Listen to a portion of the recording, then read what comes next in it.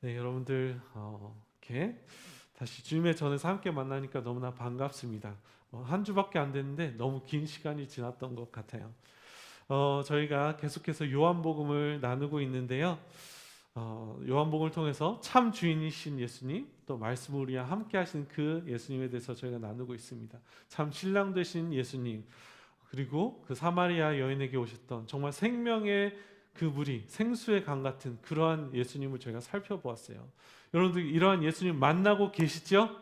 그러한 예수님과 오늘도 동행하고 계시죠?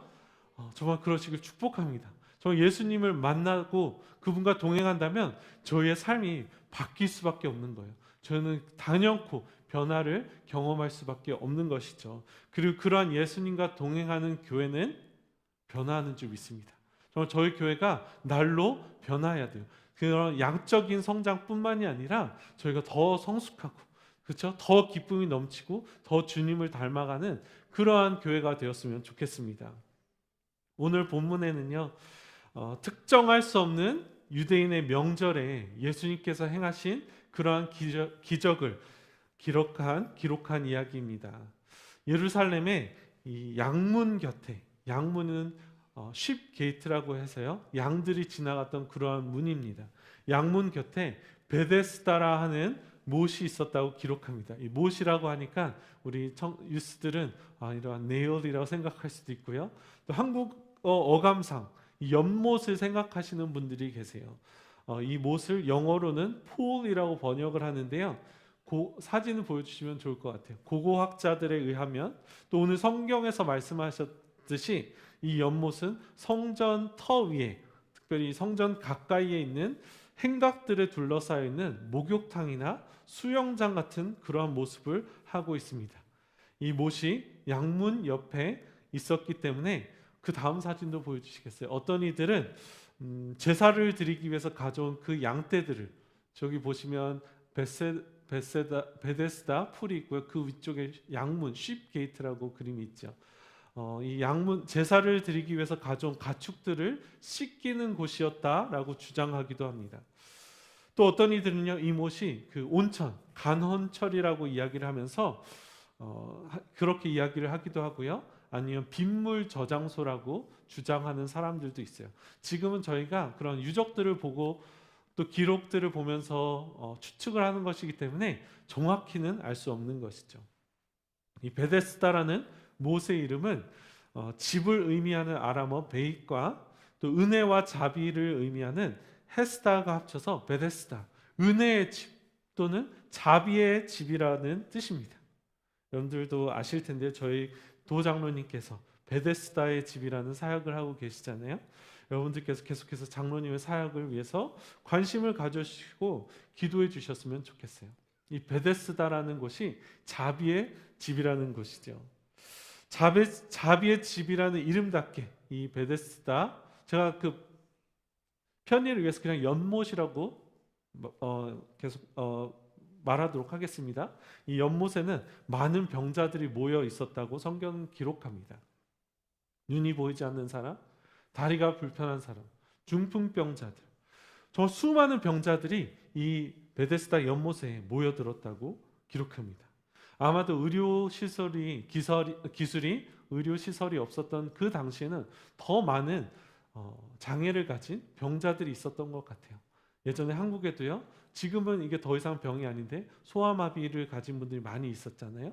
그런 것처럼 의료 기술이 없었던 그 당시에는 더 많은 그 병자들이, 장애를 가진 분들이 있으셨던 것 같아요.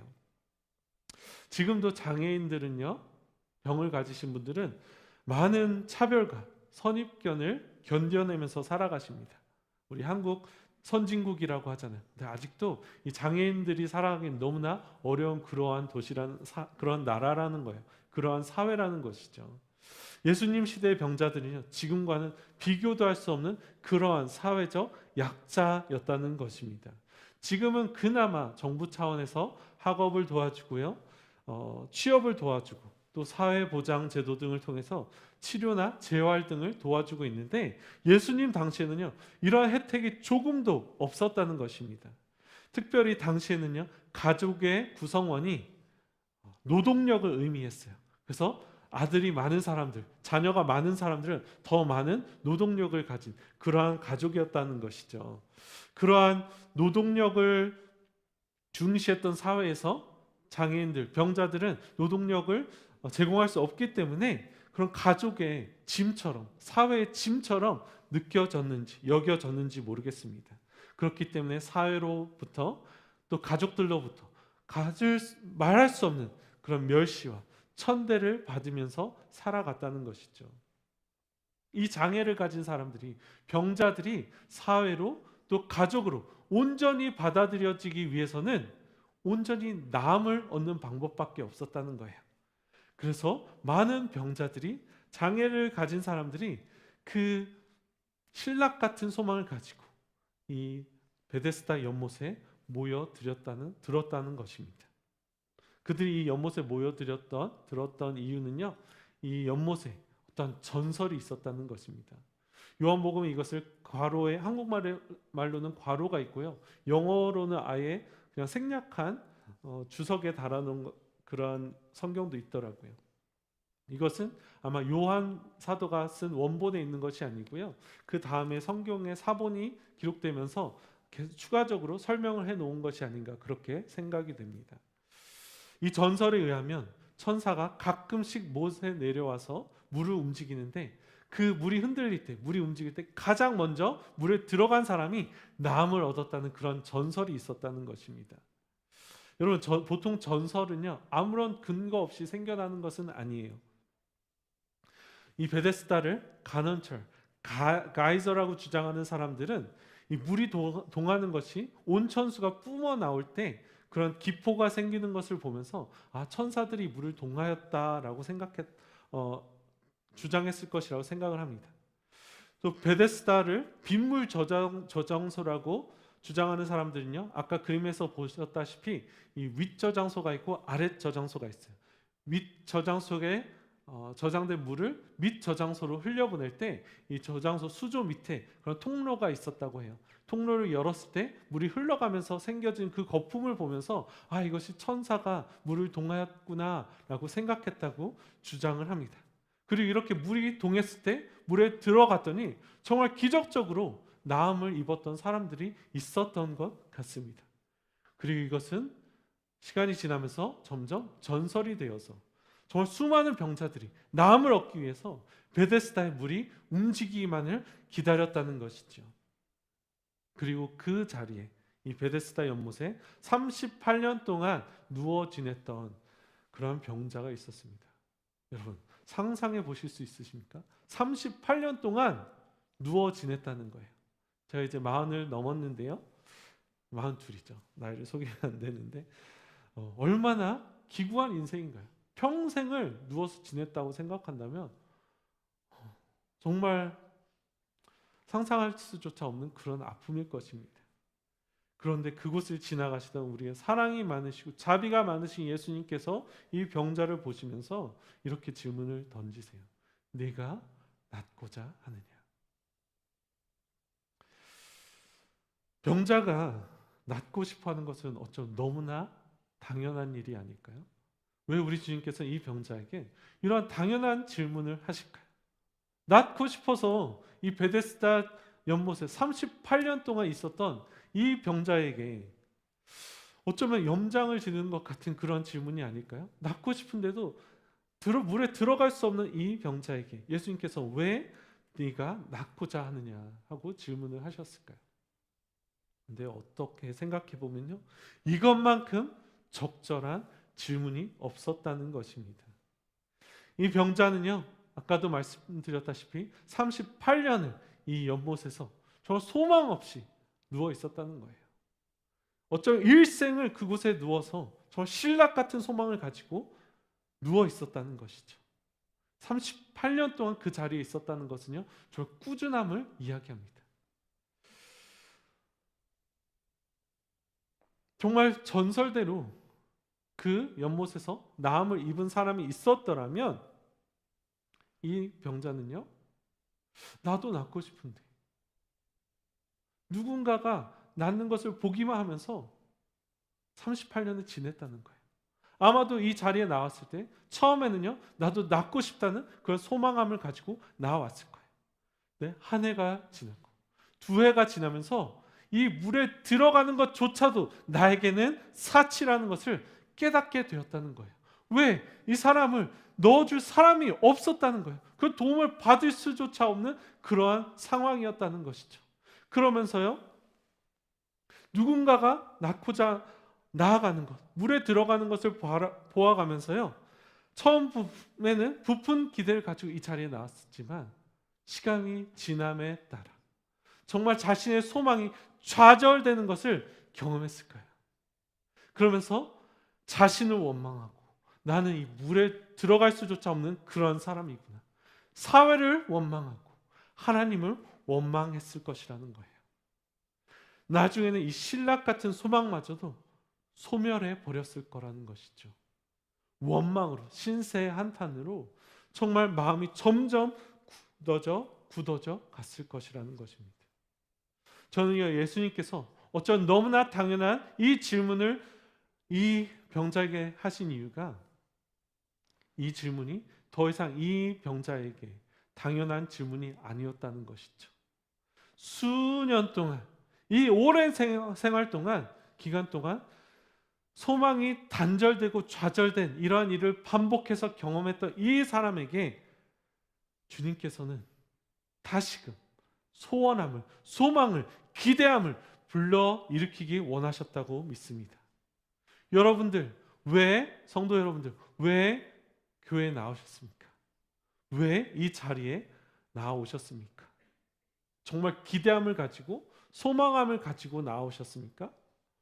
많은 분들이요, 아무런 기대 없이, 아무런 소망함 없이 습관에 젖어서, 타성에 젖어서 이 자리에 나온다는 거예요. 처음에는요, 교회에 올 때 내가 정말 하나님을 경험하고 싶고 하나님의 능력을 경험하고 싶고 정말 새로운 삶을 살고 싶어서 여러 가지 기대와 소망함을 가지고 교회에 나온다는 것이죠. 그런데 한 해가 지나고 두 해가 지나면서 아무 일도 일어나지 않은 내 자신을 바라보면서 또 우리 공동체를 바라보면서 정말 간절히 우리 가족을 위해서 기도했는데, 나를 위해서 기도했는데 응답받지 않는 그 소망의 단절과 좌절을 경험하면서 어쩌면 이제는 더 이상 거룩한 소망이 없이, 기대함 없이 이 자리에 나오고 계신지 모르겠어요. 그냥 습관적으로 타성에 젖어서 어쩌면 다른 곳에 가는 것보다는 여기에 나오는 것이 낫기 때문에, 너무나 교회가 편해져 버렸기 때문에 이 자리에 나와 계신지 모르겠습니다. 그러한 우리 성도분들에게, 제 자신에게 주님께서 오늘도 이렇게 묻기 원하신다는 거예요. 내가 낫고자 하느냐? 영어로는요, 어떤 버전에서는, NIV에서는 Do you want to get well? 낫기 원하느냐? 라고 물으신다는 거예요. 여러분들 낫기 원하십니까? 성도 여러분들 낫고자 하십니까? 변하고자 하십니까? 하나님을 경험하고 싶으십니까? 더 이상 소망과 기대가 없이 이 자리에 계신 분들이 있다면 내가 낫고자 물으시는 그 예수님을, 그 주님을 만나시기를 축복합니다. 우리 안에 거룩한 소원을 깨우기 원하시는 예수님을 만나시기를 축복합니다. 왜냐하면요, 우리 하나님은요, 우리 안에 소원을 두고 행하시는 분이라고 성경은 기록해요. 우리로 하여금요, 우리의 입을 크게 벌리라고 말씀하세요. 주님께서 우리가 기대하는 것만큼, 아니 기대하는 것보다 더 행하시는데요, 우리가 원하지 않고 믿지 않는다면, 기대하지 않는다면 주님께서 역사하지 않으신다는 것이죠. 오늘 입을 다시금 크게 여시는 여러분들이 되셨으면 좋겠어요. 주님, 저 낫고 싶어요. 저 이제 일어나 걷고 싶어요. 아니 일어나는 것뿐이 아니라 정말 다시금 독수리 날개쳐 오르는 것처럼 제가 날아가고 싶어요. 주님, 나를 고쳐주세요. 저 이것이 우리의 기대가, 소원함이 되었으면 좋겠어요. 우리 교회를, 공동체를 바라볼 때 소망 없어 라고 바라보는 것이 아니라 주님, 정말 주님께서 하실 그 일들을 기대합니다 라고 소망하면서 주님 앞에 나오셨으면 좋겠습니다. 예수님께서 이 38년 된 병자에게 말씀하세요. 8절에 보면 예수께서 이르시되 일어나 네 자리를 들고 걸어가라 하시니 그 사람이 곧 나아서 자리를 들고 걸어가니라.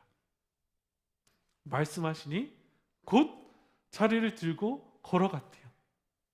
원어로는 또 영어로는요 immediately at once라고 기록해요.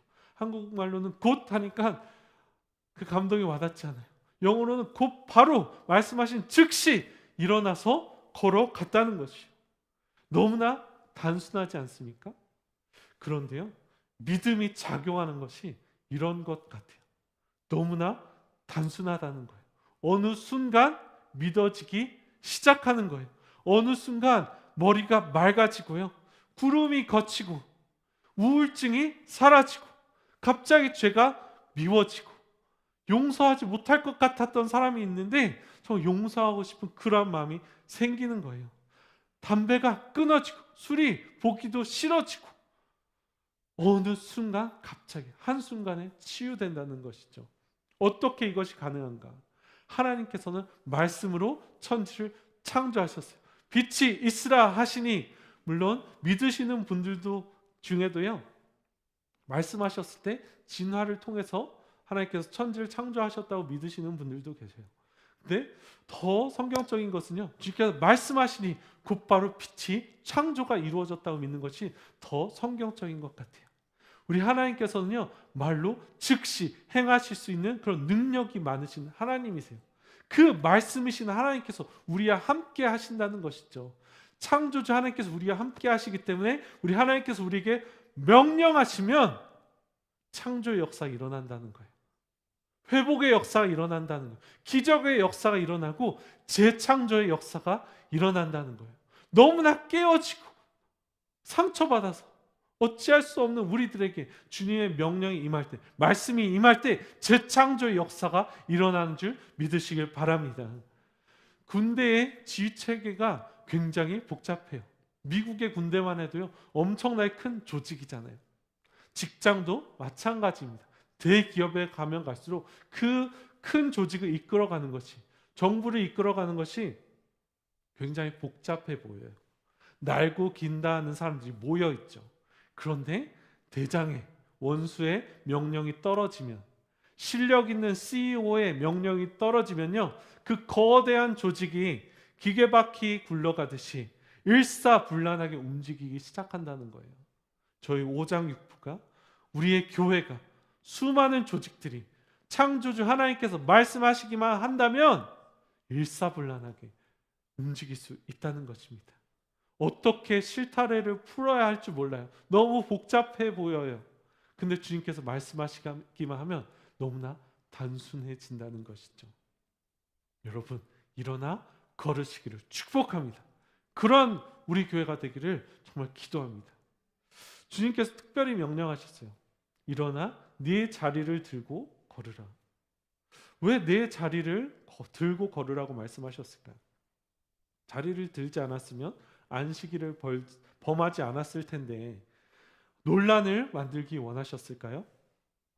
이것은 그냥 저의 해석인데요. 이 자리는요, 이 병자가 38년 동안 유일하게 기댈 수 있는 그런 곳이었는지 모르겠어요. 하지만 그것은 그를 올가매는 그런 과거의 상처였고 아픔이었다는 것이죠. 예수님께서는 이 병자를 치유하실 때요, 이 병자를 붙잡고 있었던 그 흔적마저도, 상처마저도 다 씻어주기 원하셨다는 것입니다. 새날 예배 때 그렇게 나눴죠. 길갈에서 할례를 행하게 함으로 말미암아 이스라엘 백성들이 가지고 있었던 그 수치의 흔적들을 주님께서 그 요단 강물에 던져넣기 원하셨다는 거예요. 이스라엘의 수치를 끊어버리기 원하셨다는 것이죠. 하나님께서 우리를 치유하기 원하셨을 뿐만이 아니라요, 우리 과거의 아픔, 죄책감, 그런 사슬들로부터 자유케 하기 원하신다는 거예요. 주님께서 주시는 그러한 치유는요, 온전한 완벽한 치유라는 것이에요. 여러분, 우리를 속박하고 있는 것이 무엇입니까? 우리가 놓지 못하는 그러한 것들이 무엇일까요? 우리의 유일한 방패막이들, 그것이 무엇일까요? 자기 연민일 수도 있어요.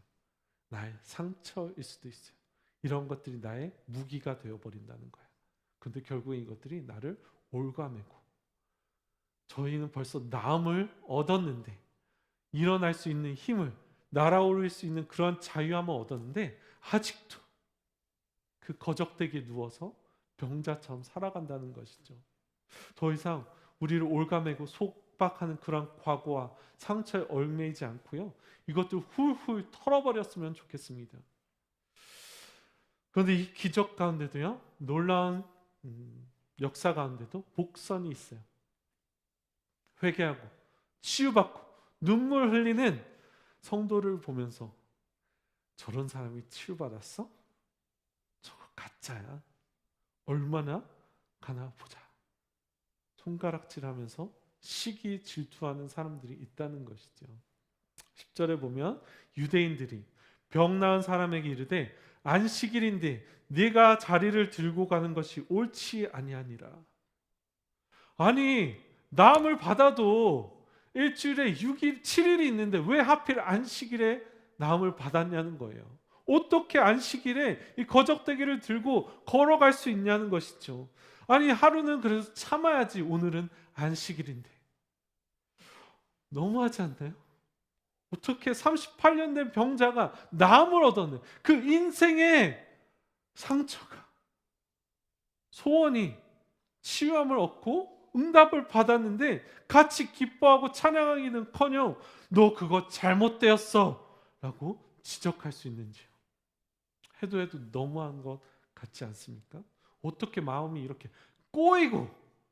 꼬였는지. 기적은 보이지 않는 거예요. 하나님의 역사는 보이지 아니하고 제도와 형식과 율법과 틀에 벗어난 것만 보이는 거예요. 그런데 성도 여러분, 너무하다 싶은 이 모습이요, 이 유대인의 모습이 우리의 모습과 같지는 않은지. 만약에 정말 누가 봐도 죄인인, 아니 교회에서 말썽을 일으키는 그 누가 예배를 통해서, 사역을 통해서 정말 치유함을 받고 저 회개하면서 은혜 가운데 나온다면 여러분들은 동일하게 정말 기쁜 마음을 온전히 기뻐하실 수 있으신지. 내가 정말 미워하는 사람이 은혜 있고 정말 주님께 찬송하며 간증한다면 진심으로 기뻐하실 수 있으신가요? 아마도 우리는요, 아니야, 좀 가짜야, 얼마나 가나 보자, 행동이나 똑바로 하지 라면서 우리 안에 이 삐딱이가 올라올 거라는 것이죠. 마음속으로 정죄한다는 거예요. 하나님의 역사하심을 보면서도 온전히 기뻐할 수가 없는 거라는 거예요. 여러분, 성도 여러분, 이 베데스다 못이, 연못이 교회와 같다는 거예요. 말씀드렸다시피 베데스다라는 뜻은요, 은혜와 자비의 집이라는 것입니다. 많은 사람들이요, 은혜와 자비의 집에 와서 고침을 받기 원한다는 거예요. 그런데 이 베데스다 연못, 은혜와 자비가 넘쳐나야 할 그 집에는요, 치열한 경쟁이 있었다는 거예요. 가장 먼저 물이 움직였을 때 연못에 물에 들어가는 사람만이 나음을 얻을 수 있었다는 것이죠. 그래서 가장 먼저 물에 들어가기 위해서 치고 받고 달리고, 어쩌면 돈을 들여서요, 자신을 물에 가장 먼저 옮겨줄 사람을 고용했을지 모르겠어요.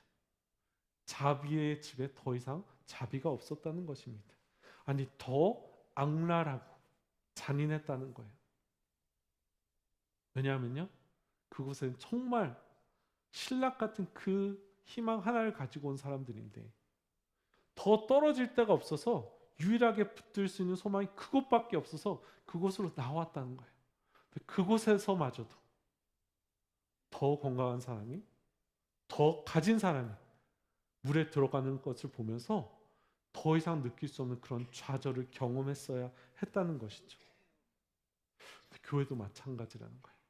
많은 사람들이요, 치유함을 얻기 위해서, 회복함을 얻기 위해서, 받아들여지기 위해서 교회는 조금 낫다더라, 그 신락 같은 소망을 가지고 교회에 와요. 근데 교회에서 온전히 용서받고 받아들여지고 사랑받기보다는 이 교회 안에도 동일한 경쟁이 있는 거예요. 더 열심히 섬겨야 되고요. 더 가진 사람, 더 헌금하는 사람, 지위가 높은 사람들은 교회에서도 직분을 받아요. 그러면 복 받는다고 저 같은 목사놈들이 설교를 하는 거예요.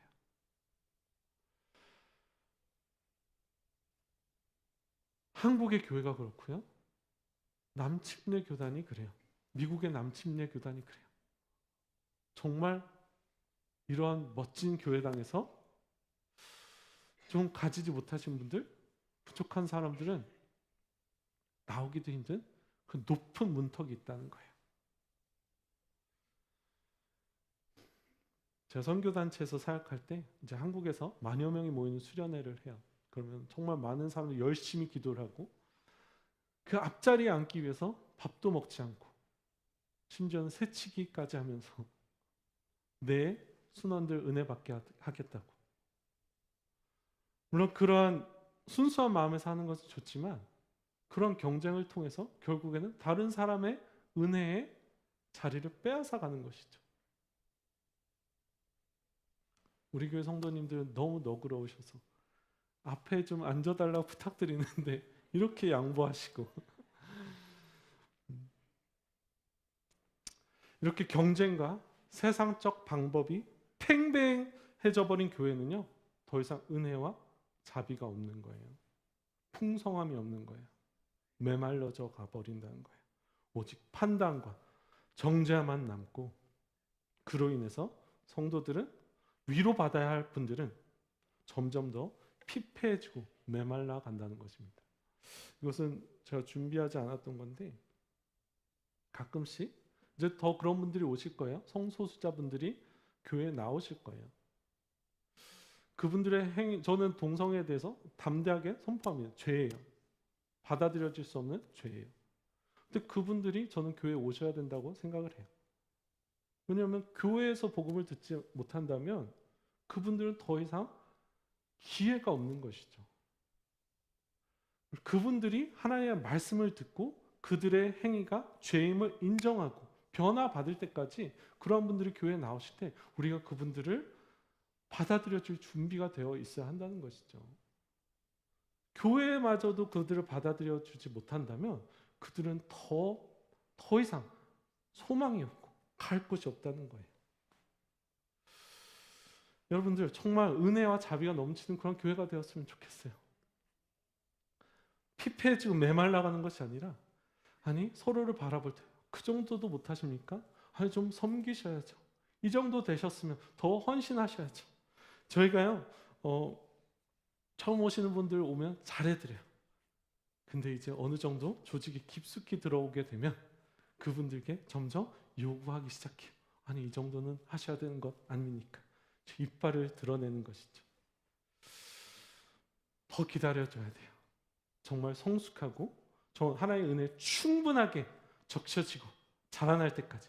은혜가 넘치면요 헌신이 더 이상 힘들지 않아지는 것 같아요. 근데 은혜가 메말라지면요 이것이 너무나 고생스러운 거예요. 저희 교회도 너무나 많은 성도님들이 정말 열심으로 섬겨주세요.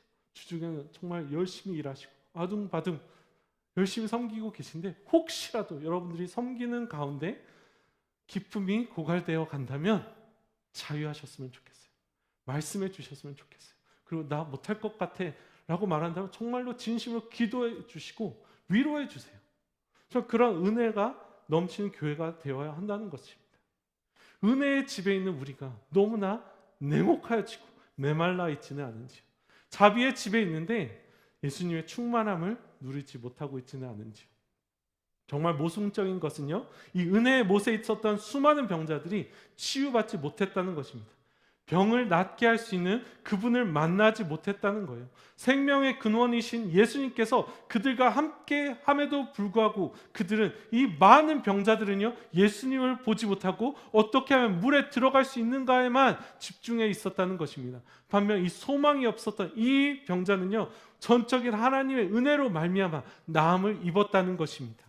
아무리 교회에서 열심을 부리고 발버둥을 치더라도요, 섬기더라도요, 하나님을 만나지 못하는 그러한 슬픈 비극이 일어날 수 있다는 것입니다. 여러분들 정말 저희 주님께 집중해야 돼요. 꼭 나쁜 동기가 아니더라도요, 저희가 주님께 시선을 놓치게 되면요, 히브리서 12장에 이렇게 말하죠. 온전케 하신 그 주님을 바라보자. 영어로는 NIV에는 이렇게 말을 해요. Let us fix our eyes on Jesus. 주님께 눈을 고정시켜야 된다는 거예요. 왜? 주님께 눈을 고정시키지 아니하면요, 다른 것들이 보인다는 거예요. 옆에 모난 부분들이 보이고 내 의가 보이고, 그러면요 점점 우리는요, 베드로가 물에 빠졌던 것처럼, 베드로는 주님께 시선을 잃은 그 순간 물에 빠지기 시작했어요. 우리도 함몰되기 시작한다는 것이죠.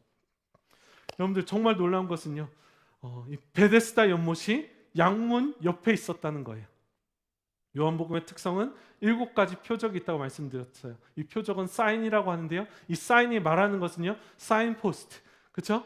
우리를 예수님께 인도하는 거예요. 가르치는 거예요. 이분이 약속된 메시아야. 그리고 이 요한복음엔 7 I am이 있어요. 예수님께서 나는 누구야? 내가 약속된 메시아라 야 라고 선포를 하세요. 나는 길이요 진리요 생명이다.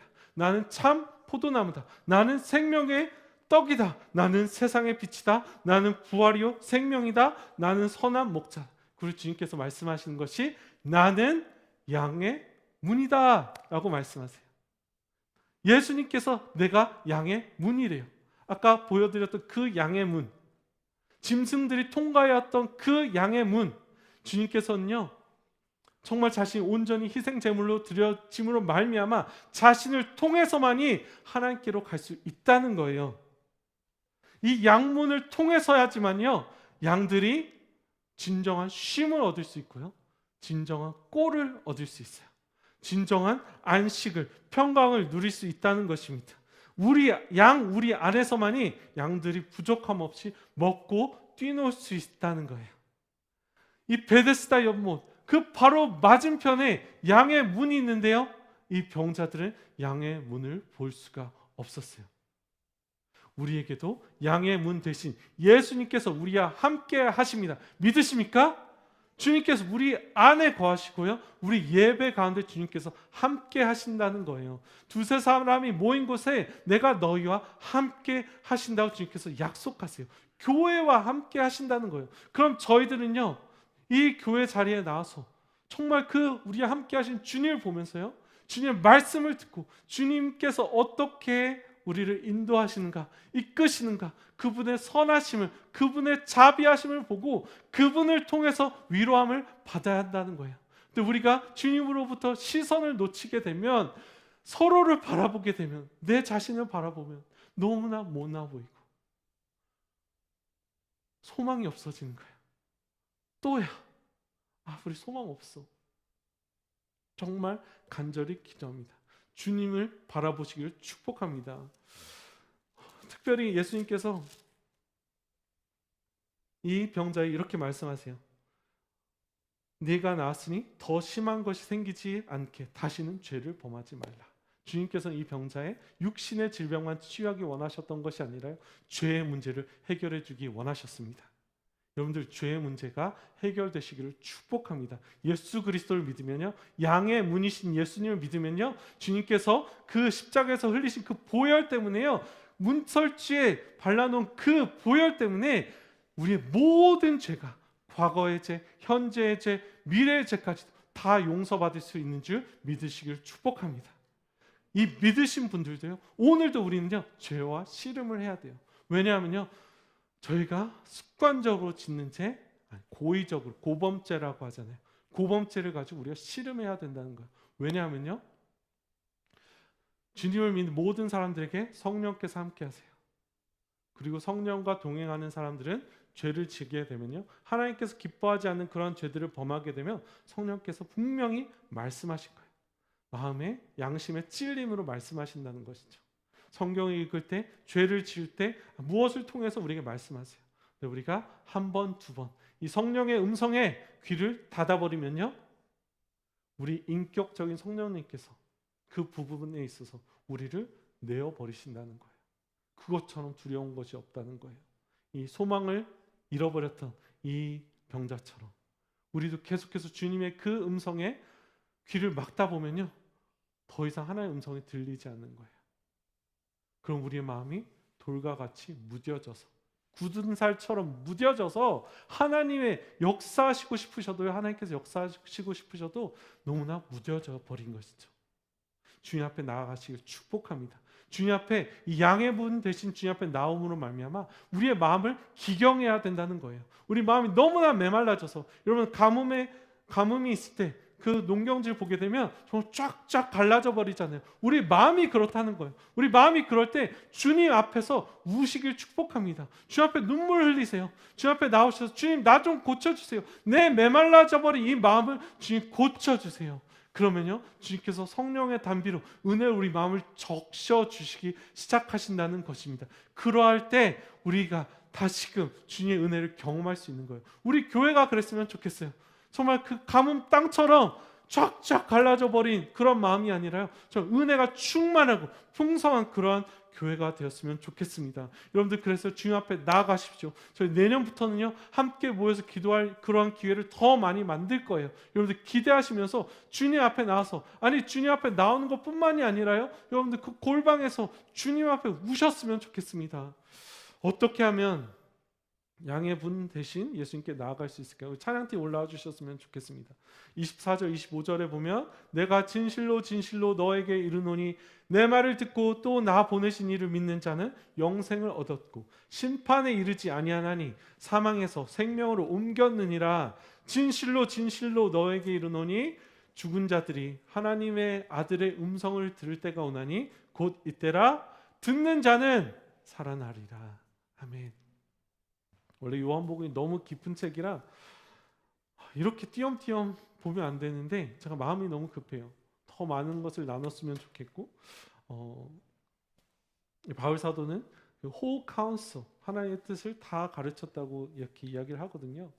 여러분들 시간 날 때마다 이 요한복음 묵상하셨으면 좋겠어요. 제가 이것을 그냥 뭉뚱그려서 나누는데요, 이 24장 25절 26절에 보면 이렇게 말씀을 하세요. 믿는 자는 살아나리라. 여러분 사셨습니까? 산 자처럼 살고 계세요? 아까 저희 너무나 찬양하면서 은혜가 됐어요. 주님께서 우리의 슬픔을 걷어주시고 기쁨으로 우리 찬양할 수 있게 하셨다고 하셨는데, 제가 살짝 돌아볼까 하다가 참았어요. 실망할까 봐. 정말 기쁨으로 고백하시고 그런 고백처럼 살고 계신가요? 왜 우리는 이미 얻었다 하는데, 생명을 주셨다 하는데 그렇게 살아가지 못할까요? 아까도 제가 자주 말씀드리는데 성경은요, 이 요한복음은 특별히 요한복음에서 말한 이때, the hour는요, 예수님께서 십자가를 지실 그때를 말씀하세요.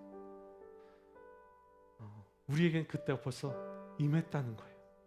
벌써 치유가 일어났습니다. 회복이 이루어졌습니다. 벌써 말씀이 주어졌어요. 우리 안에 말씀이 거하신대요. 그러면 우리가 해야 되는 것은 무엇일까요?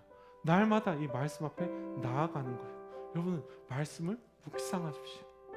그리고 마음을 기경하십시오. 주님의 음성에 귀를 기울이세요. 주님의 음성이 우리에게 주어질 때, 선포되어질 때, 심겨질 때 믿는 자는 벌써 살아났다는 거예요. 살아날 수 있다는 것이죠. 그렇게 살아가신 여러분들이 되시길 축복합니다. 우리의 수치가 굴러갔어요. 더 이상 수치를 붙들고 계시지 마십시오. 이사야서 53장에 보면 그가 찔림은 우리의 허물 때문이요 우리의 상함은 우리의 죄악 때문이라. 그가 징계를 받음으로 우리는 평화를 누리고 그가 채찍에 맞음으로 우리는 나음을 얻었도다. 우리는 다 양 같아서 그릇 행하여 각기 제 길로 갔거늘 여호와께서는 우리 모두의 죄악을 그에게 담당시키셨느도다. 어린 양이 찔리시고 채찍을 맞으심으로 우리는 이미 나음을 얻었고 평화를 화평케 되었습니다. 예수님의 피가 우리 모두를 정결케 할 수 있습니다. 매일마다 양의 문으로 통과합시다. 주님 앞에 나아갑시다. 주님의 보혈을 힘입어서요 우리를 온전케 하시는 그 주님의 음성에 말씀 되신 주님께 나아가는 우리 성도님들 되시기를 축복합니다. 저희 함께 찬양하면서 이 말씀에 반응하는 시간을 가졌으면 좋겠습니다. 수많은 무리들이 줄을 지어 함께 찬양하면서요, 다 같이 일어날까요? 주님 앞에 나아가는 그런 시간을 가졌으면 좋겠습니다. 수많은 무리들,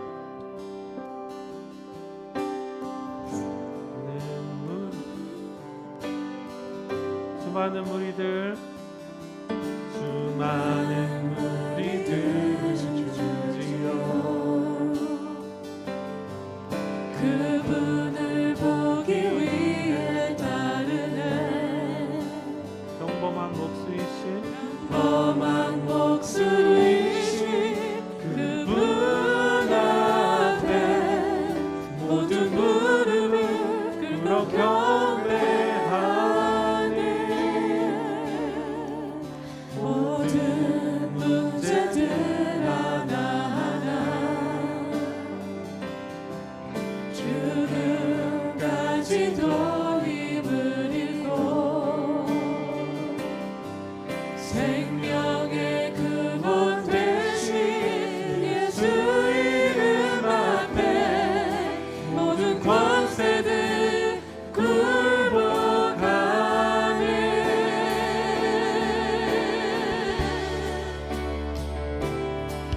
예수 이름 높이세.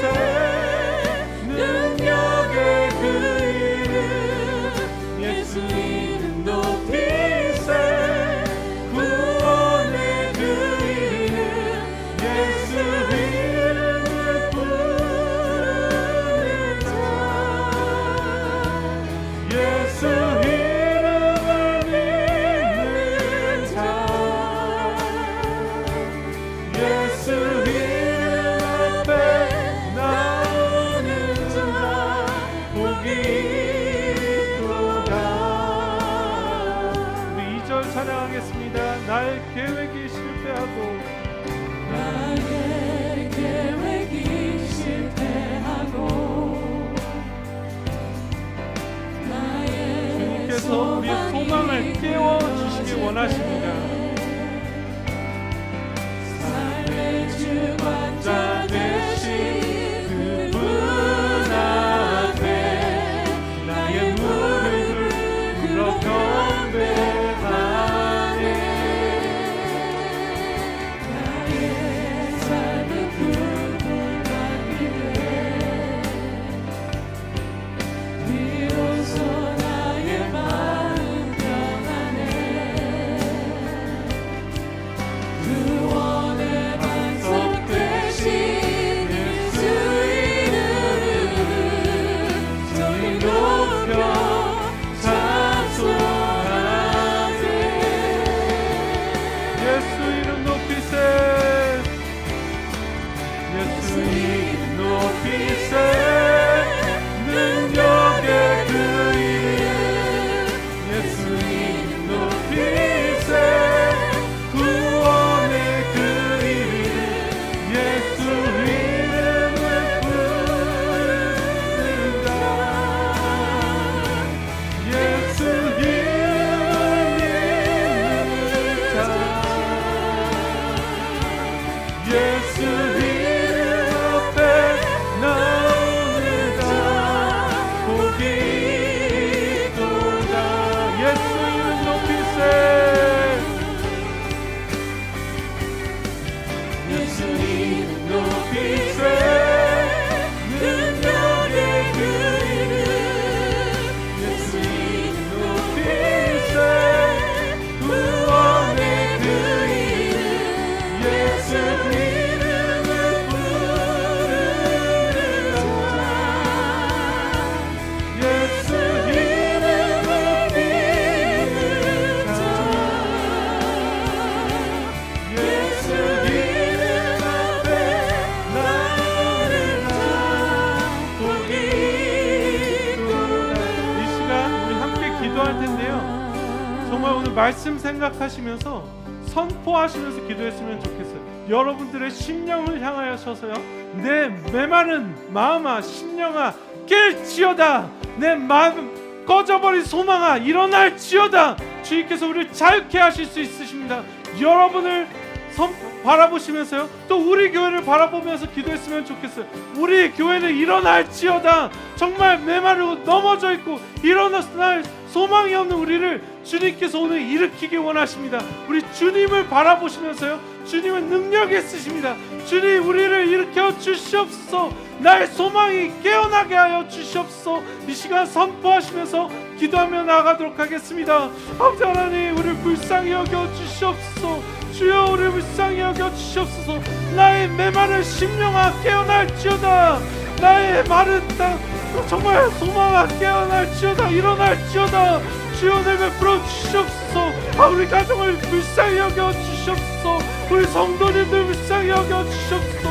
꿈을 꾸고 싶어도 뛰어나 뛰고 싶어도 날아오르고 싶어도 정말 그런 소망이 꺼져버린 우리 마음을 지켜 불쌍히 여겨주시며 정말 일어나게 하여 주시옵소서. 우리의 소망에 다시금 불을 붙여 주시옵소서. 우리 교회를 불쌍히 여겨주시옵소서. 우리 교회가 깰지어다. 아버지 하나님, 우리 교회를 불쌍히 여겨주시옵소서.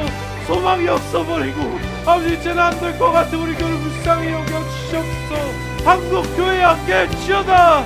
이민 교회들아 깰지어다. 아버지, 우리를 일으켜 주시옵소서. 주님만을 온전히 바라보게 하여 주시며 주님을 바라볼 때, 양의 문을 온전히 바라볼 때 정말 우리 안에 소망이 다시 일어나도록 주여 주께서 내베풀어 주시옵소서.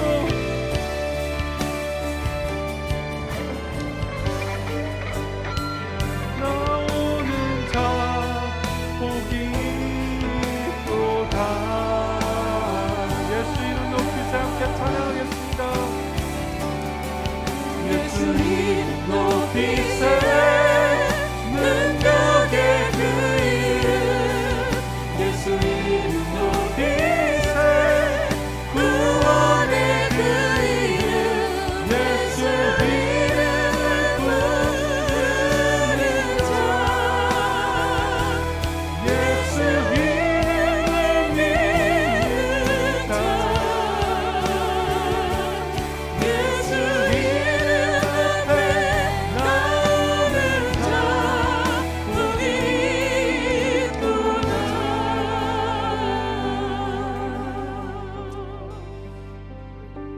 아버지 하나님, 감사합니다. 우리에게 예수 이름을 허락해 주시니 감사합니다. 땅 위에 있는 것, 아래에 있는 것, 위에 있는 것들도, 하늘에 있는 것들도 모두 복종할 수 있는 그 놀라운 예수 이름의 권세를 우리에게 허락하심에 감사합니다. 아버지 하나님, 저희를 불쌍히 여겨 주시옵소서.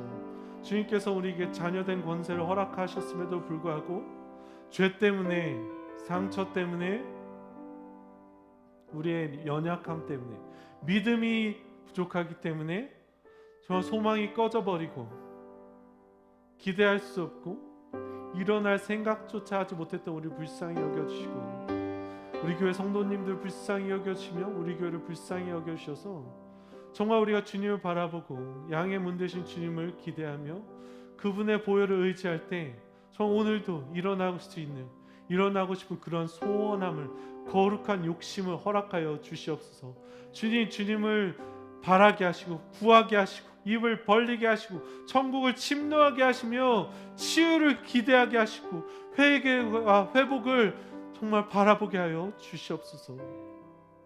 이제는 우리 주 예수 그리스도의 놀라우신 사랑과 아버지 하나님의 풍성하신 은혜와 성령님의 내주 충만 교통 기름 부으심이 자리에 머리 숙여 정말 낫기를 소원하며 주님을 붙들기로 다짐하는 우리 교회 성도님들과 그분들의 가정과 사업 위에 지금부터 영원토록 함께 하시기를 예수 그리스도 이름으로 축원하옵나이다.